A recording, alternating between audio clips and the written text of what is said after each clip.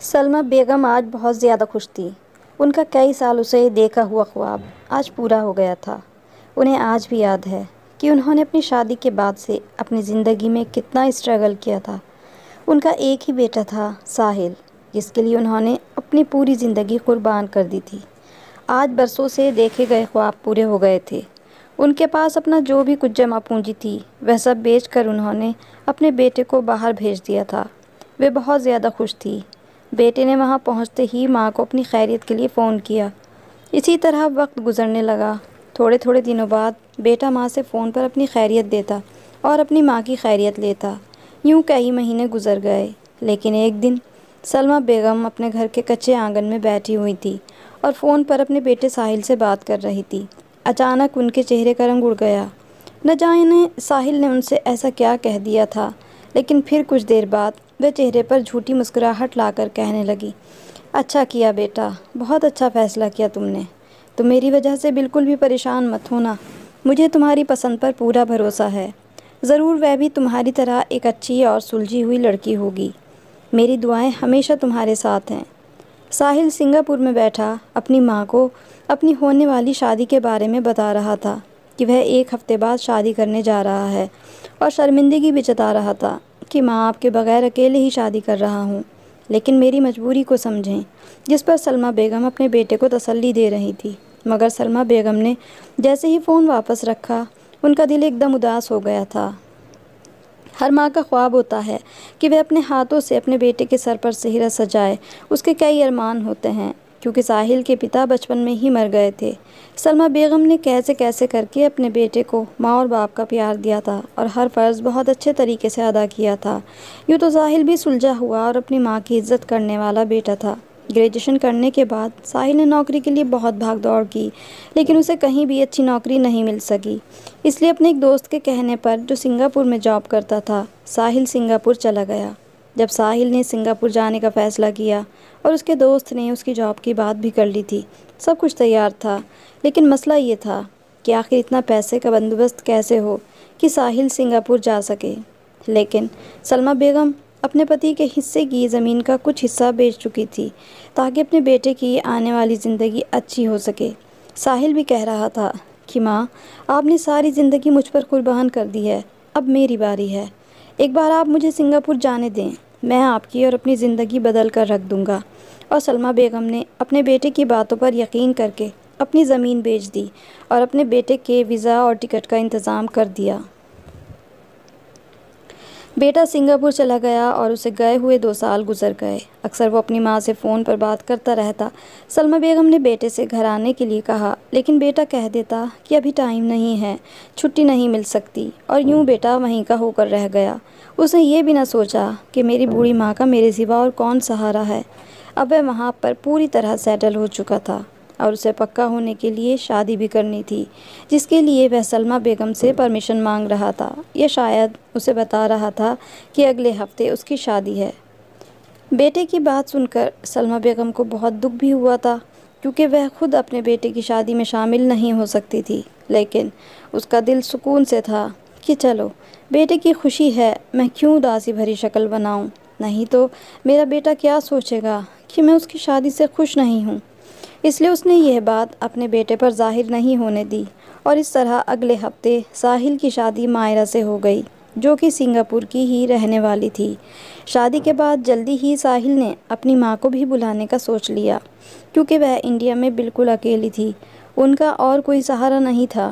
ساحل تو انڈیا آ نہیں سکتا تھا کیونکہ اب وہ وہیں پر سیٹل ہو گیا تھا، مگر اس نے سوچا کہ میں اپنی ماں کو بھی اپنے پاس بلا لیتا ہوں۔ اس نے دن رات ایک کر کے اور محنت کری تاکہ اپنی ماں کو بلوانے کا انتظام کر سکے۔ دھیرے دھیرے اس نے اتنے پیسے جوڑ لیے کہ اس کی ماں کے آنے کا خرچ آرام سے نکل جائے، اور اس طرح ایک دن اس نے اپنی ماں کو بھی اپنے پاس بلا لیا۔ سلمیٰ بیگم اپنا گاؤں نہیں چھوڑنا چاہتی تھی، کیونکہ اس گاؤں کی مٹی سے انہیں خاص طرح کا لگاؤ تھا۔ انہیں اپنے کچے گھر سے پیار تھا، مگر بیٹے کی ضد کے آگے سلمیٰ بیگم کی ایک نہ چلی۔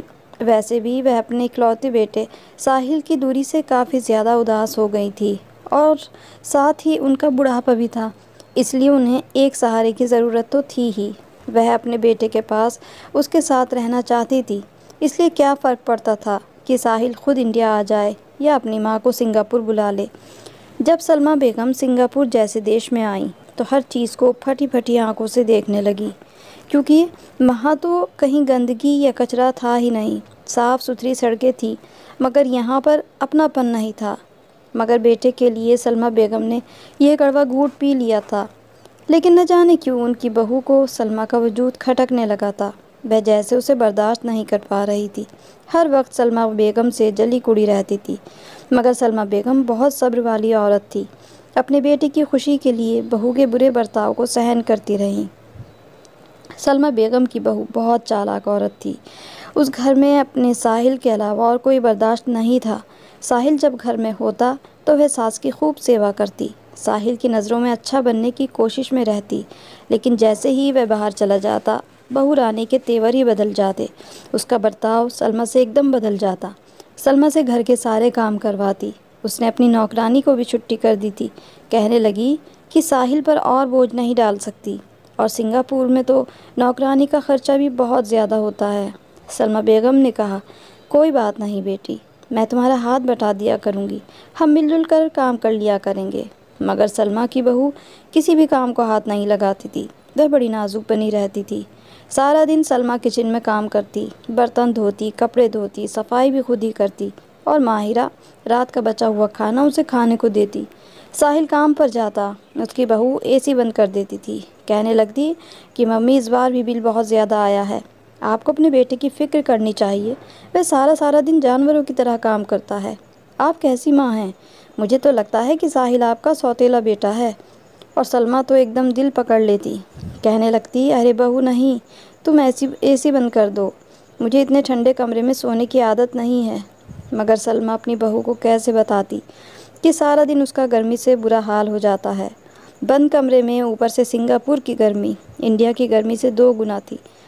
بیٹا آ کر رات میں ماں کی خیریت پوچھتا، اس کے کمرے میں جاتا تب اے سی چل رہا ہوتا، کیونکہ بہو بڑی چالاک تھی، ساحل کے آتے ہی ماں کے کمرے کا اے سی چلا دیتی اور یہ ظاہر کرتی کہ سارا دن تو ممی اے سی میں پڑی رہتی ہے، حالانکہ وہ سارا دن سلمیٰ سے کام لیتی تھی۔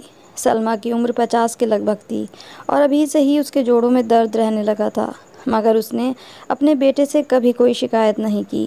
ایک دن ڈرتے ڈرتے اس نے ساحل سے کہا کہ ساحل بیٹا، میرے جوڑوں میں بہت درد رہتا ہے۔ ساحل نے کہا کہ ماں، آپ نے پہلے کیوں نہیں بتایا، میں آپ کو کل ہی ڈاکٹر کے پاس لے کر جاؤں گا۔ مگر جیسے ہی بہو نے یہ بات سنی، اس نے تو ساحل کے سامنے کچھ بات نہیں کی، مگر جب ماں اکیلی ہوئی تو اس کی ہی کلاس لے لی، کہنے لگی کہ میں تو پہلے سے ہی کہتی تھی کہ بڑے ڈرامے باز ہو تم، انڈیا کی عورتیں بڑی چالاک ہوتی ہیں، اپنے بیٹے کو مٹھی میں کرنا انہیں خوب آتا ہے۔ میں نے آپ کو پہلے ہی بتایا تھا کہ ساحل بڑی مشکل سے گھر چلا رہا ہے اور سنگاپور کے ڈاکٹر کی فیس اتنی زیادہ ہے، اور نہ جانے کیا کیا سلمیٰ کو باتیں سنائیں، اس لیے وہ بیچاری درد سہتی رہتی۔ ساحل نے اگلے دن ماں سے کہا کہ چلو ماں، ڈاکٹر کے پاس چلتے ہیں، مگر سلمیٰ بیگم نے منع کر دیا، کہنے لگی، ارے بیٹا، میں تو بالکل ٹھیک ہو گئی ہوں، تمہیں پریشان ہونے کی کوئی ضرورت نہیں ہے، بس کبھی کبھی درد ہو جاتا ہے، بہو نے میری مالش کر دی تھی، اس لیے مجھے بڑا سکون ملا ہے۔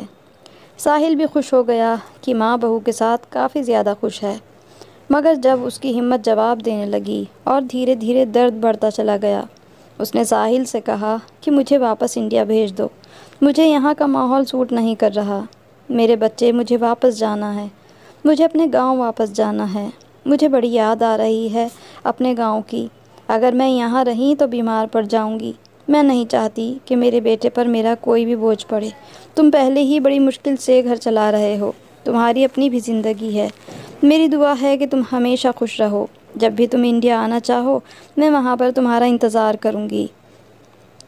ساحل نے اپنی ماں کو بڑا منع کیا کہ آپ کو یہاں کیا پریشانی ہے، سارا دن آپ اے سی میں رہتی ہیں، وہاں گاؤں میں تو بہت گرمی ہوتی ہے، میں آپ کے بغیر کیسے رہوں گا۔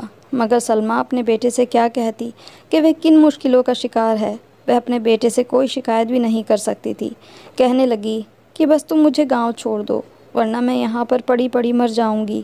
اپنی ماں کی باتوں کو سن کر ساحل کو بھی دکھ ہونے لگا کہ یہاں اس نے اپنی ماں کو اپنے پاس بلایا تھا اور اس کی ماں یہاں آ کر پریشان ہو رہی ہے، کہنے لگا کہ ماں، کچھ دن ٹھہر جاؤ، میں آپ کے جانے کا انتظام کرتا ہوں، پیسے کا بھی انتظام کرتا ہوں، مگر آپ کو میری وجہ سے یا میری پتنی کی وجہ سے کوئی بھی پریشانی ہے تو آپ مجھے بتاؤ۔ لیکن سلمیٰ بیگم نے کہا کہ نہیں نہیں بیٹا، بہو تو بہت اچھی ہے، میرا بہت خیال رکھتی ہے، مگر بیٹا تمہیں تو پتہ ہے کہ میں گاؤں میں شروع سے ہی رہی ہوں، یہاں کا ماحول میرے لیے اچھا ثابت نہیں ہو رہا، میرا دل گھبرانے لگتا ہے۔ وہاں پر تو میں آس پڑوس کی عورتوں کے ساتھ اپنے دکھ سکھ بانٹ لیتی تھی، مگر یہاں پر اکیلی جان بہو کا سر کھاتی رہوں گی تو وہ بھی پریشان رہے گی۔ ساحل کہنے لگا کہ ٹھیک ہے ماں، جیسے آپ کی مرضی، میں کچھ دنوں تک آپ کے جانے کا انتظام کرتا ہوں۔ ساحل کہہ کر کمرے سے چلا گیا۔ بہو ان کی باتیں سن رہی تھی، اس کی تو جیسے دل کی مراد پوری ہو گئی تھی۔ وہ تو کب سے سلمیٰ بیگم سے جان چھڑانا چاہتی تھی، اس لیے وہ دل ہی دل میں بہت خوش تھی۔ جب ساحل کمرے میں آیا تو کہنے لگی، کیا بات ہے ساحل، آپ پریشان لگ رہے ہیں؟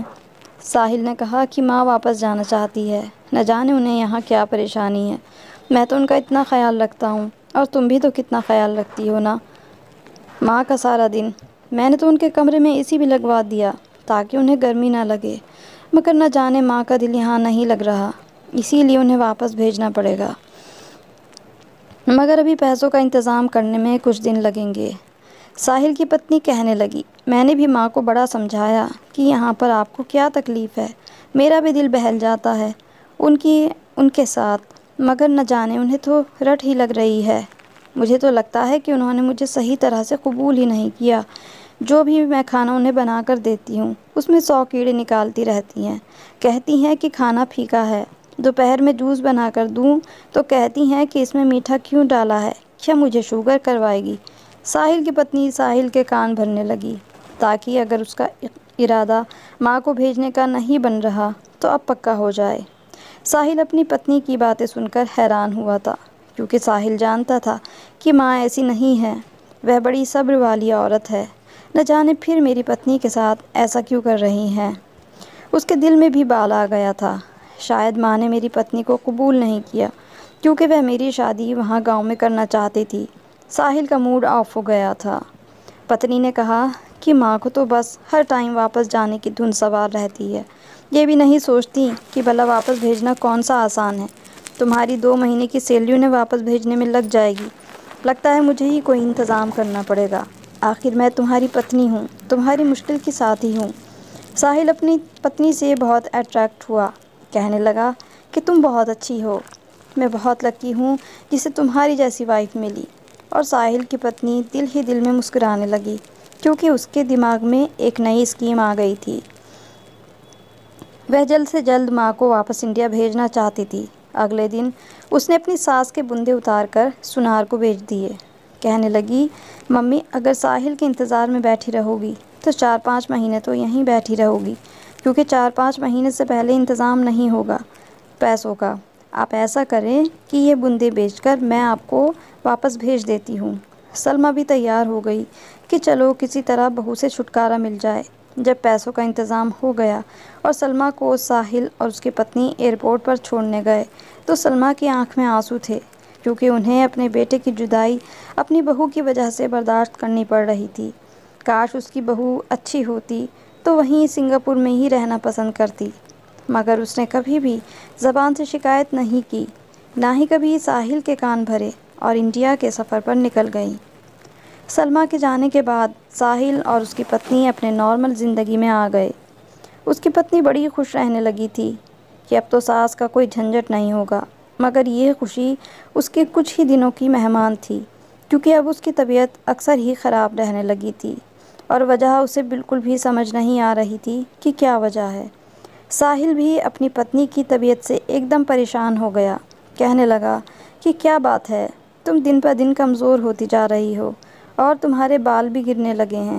اس کی آنکھوں کے آس پاس کالے سے نشان بن گئے تھے اور اس کے بال بھی جھڑ رہے تھے۔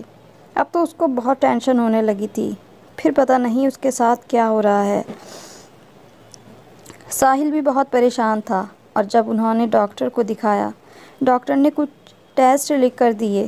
جب ٹیسٹ کا رزلٹ آیا تو ساحل اور اس کی پتنی کے پیروں تلے زمین نکل گئی، کیونکہ اس کی پتنی کو کینسر ہو گیا تھا۔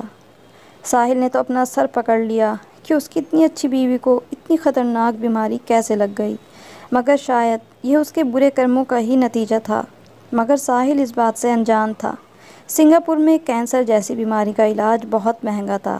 ساحل کی اتنی جمع پونجی نہیں تھی کہ وہ اپنی بیوی کا علاج یہاں رہ کر کروا سکے، اس لیے اس نے اپنی پتنی سے کہا کہ ہم انڈیا چلتے ہیں، وہاں پر میں تمہارا علاج کروا سکتا ہوں، میں اپنی ساری جمع پونجی تمہارے علاج پر لگا دوں گا، کیونکہ تم جیسی بیوی قسمت والوں کو ہی ملتی ہے۔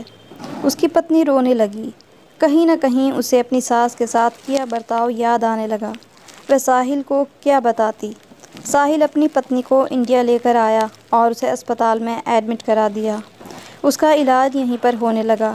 ساحل نے سوچا کہ ماں کی خیریت گاؤں جا کر معلوم کر لیتا ہوں، کیونکہ جب سے اس نے سنگاپور سے انڈیا بھیجا تھا اس کے بعد سے ان کی خیریت نہیں پوچھ پایا تھا اور اپنی ہی مشکلوں اور پریشانیوں میں الجھتا گیا تھا اور اپنی ماں کو بھول چکا تھا۔